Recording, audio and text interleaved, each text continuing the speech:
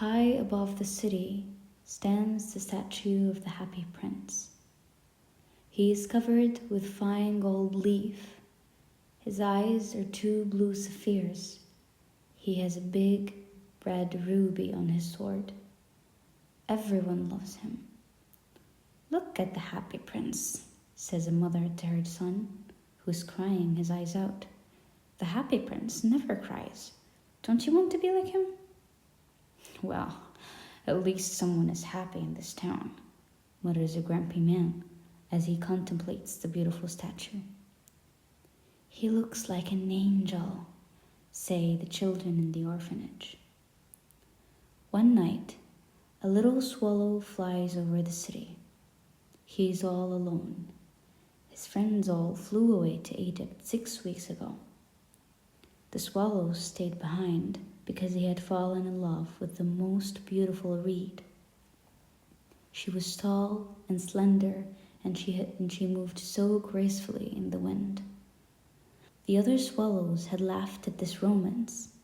"It's so ridiculous," they said. "She has not money and no steady job."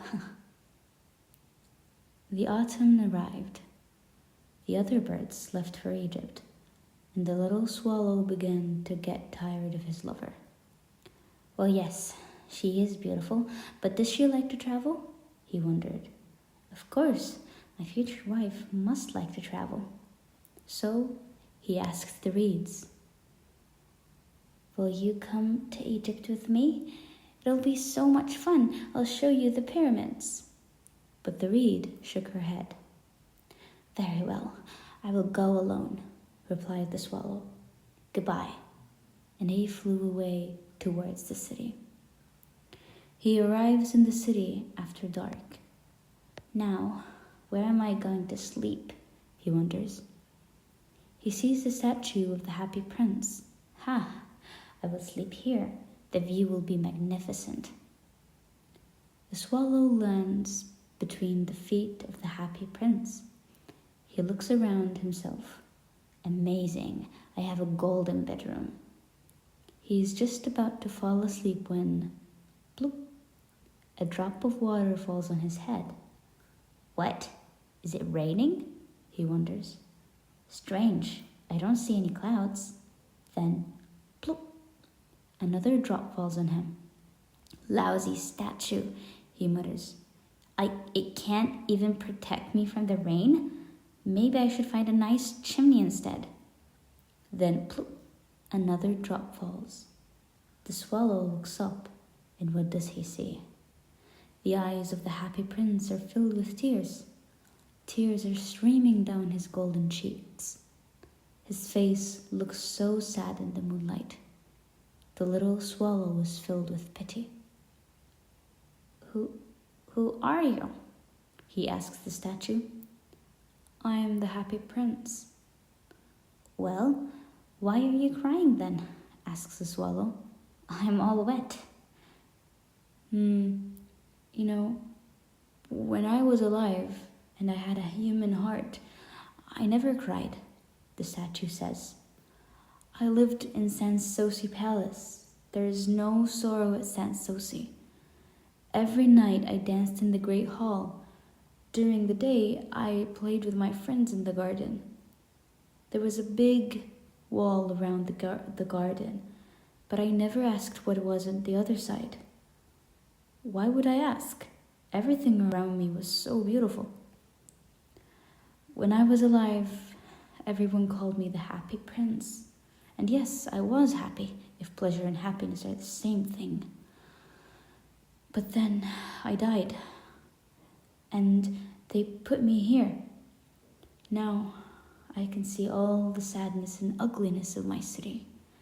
My heart is made of lead, but I cannot stop crying. What? He has a heart of lead? I thought it was solid gold, thinks the swallow to himself, but he doesn't say it out loud. He's too polite. Far from here, continues the statue, far from here, there's a small street. In the street, there is a small house. One of the windows is open, and I can see a woman. She's sitting at a table. Her face looks tired and worried. Her hands are red and calloused. She's a seamstress, and she is sewing a dress for a wealthy lady. Her little boy is lying on the bed, ill with a fever. He wants oranges, but his mother does not have money to buy oranges. All she can give to him is drink is water from the river. So the little boy continues to cry. Little Swallow, there's a ruby on my sword. Please, take it to this mother. I am a statue now. I can't do it myself. I'm sorry, I can't, said the swallow. I must fly to Egypt. My friends are waiting for me. They will be flying up and down the Nile and talking to the lotus flowers. They will be sleeping in the tomb of the great king. I must go too. Little Swallow, says the prince, please be my messenger. Just for one night. The little boy is so thirsty, and his mother is so sad. But I don't even like little boys, says the swallow. Little boys throw stones at me. Of course, they never reach me, but who cares? It's very rude. But the happy prince looks sad, and the swallow feels guilty. It's very cold here, he says, but I'll stay one night and help you. Thank you, little swallow, says the prince. So the swallow removes the ruby from the prince's sword. He holds it in his beak and flies over the roofs of the city. He flies over the cathedral with its angels made of white marble. He flies over the rivers and sees the lanterns hanging from the masts of boats. He flies over the market and hears the seller shout, "Oranges! Come and get your beautiful oranges!" He flies over the palace and hears a sound of music and dancing. A young girl and a boy come out onto the balcony of the palace. "The stars are so beautiful," says the boy, "and you are too. I hope my dress will be ready in time for the ball," says the girl. "My seamstress is so slow." Finally, the swallow arrives at the woman's house. He looks through the window. The little boy is tossing feverishly in his bed. The mother is so tired that she has fallen asleep on her sewing table. The swallow hops inside. He gently puts the ruby down on the table. Then he flutters around the little boy's bed, gently fanning him with his wings. "I don't feel so hot anymore," says the little boy. "I think I'm getting better." The swallow goes back to see the happy prince. He tells the prince what he did. "It's strange," says the swallow. "The weather is really cold, but I feel quite warm now." "That's because you have done something good," says the prince. The little swallow begins to think. Then he falls asleep. Thinking always makes him sleepy. In the morning, the swallow takes a bath in the river. Tonight I'm going to Egypt," he says. He is very happy. He spends the day visiting the tourist attraction of the city. Wherever he goes, the sparrows trip and ask each other, "Who is this distinguished stranger? It can't be a swallow. Here in winter?" The swallow likes to be in the center of attention. He enjoys himself immensely.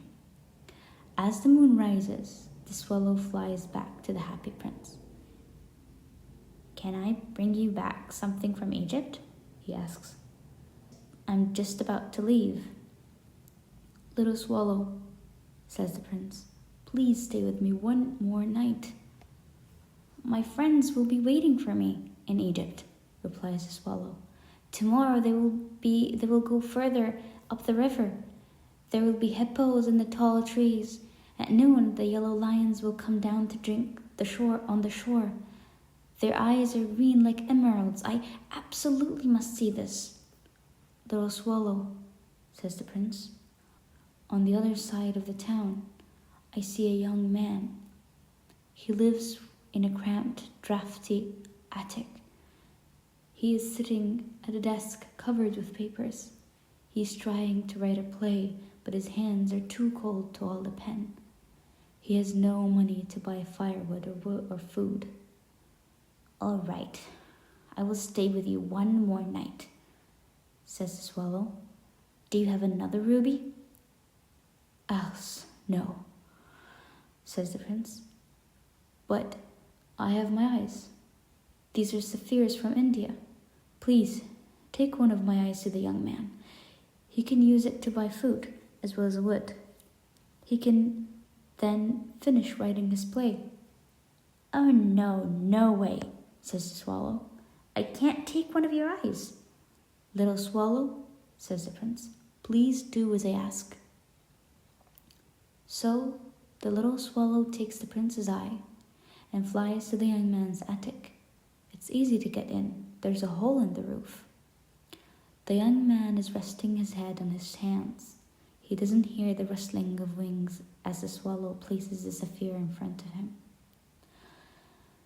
When the young man looks up, he finds the beautiful sapphire just lying there on his desk. A donation, he cries. Someone likes my work. Now I can finish my play. The next day, the swallow flies to the harbor. He lands on the mast of the large ship.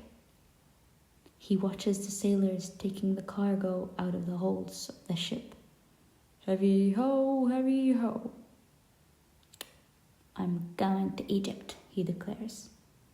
But no one hears him. When the moon rises, he flies to the happy prince. I've come to say goodbye, says the swallow. Little swallow, says the prince, please stay with me one more night. It's winter now, replies the swallow. Soon it will snow. But in Egypt, the sun will be shining. I will see green palm trees. I will see crocodiles lying in the mud. My friends will be building their nests. Dear prince, I must go, but I will never forget you. And next spring, I will bring you 2 beautiful jewels to replace the ones you have given away. The ruby will be as red as a rose, and the sapphire will be as blue as the sea. In the square just below us, says the prince, there is a little girl selling flowers. She has dropped a lot of them on the ground, and now they're ruined. Her family will starve if she doesn't bring them some money home. She's crying. She has no shoes or socks. She has no winter jacket and no warm hat. Please, take my other eye and give it to her. The swallow sighs. I can stay one other night, he says. But I can't take your eye. You will be blind. Little swallow, says the prince, please do as I ask. So the swallow removes the prince's other eye. He flies down the square. He swoops past the little girl and drops the jewel into her hand. Oh, so pretty, exclaims the little girl. She runs home, laughing. The swallow returns to the prince. Now you're blind, he says. So I'm going to stay with you. No, little swallow, says the poor prince. You have to go to Egypt. No, I will stay with you forever, says the swallow, and falls asleep at the prince's feet.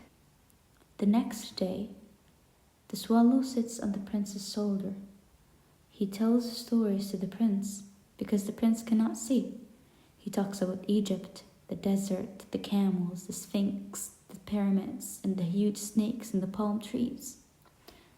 Dearest little swallow, says the prince, you speak of such extraordinary things, but do you know what is even more extraordinary to me? The suffering of people. There is no mystery greater than misery. Fly over my city, little swallow, and tell me what you see. So the swallow flies over the city. He sees rich people living comfortably in their beautiful homes while beggars sit at their doorsteps. He sees hungry children sitting in the dark streets.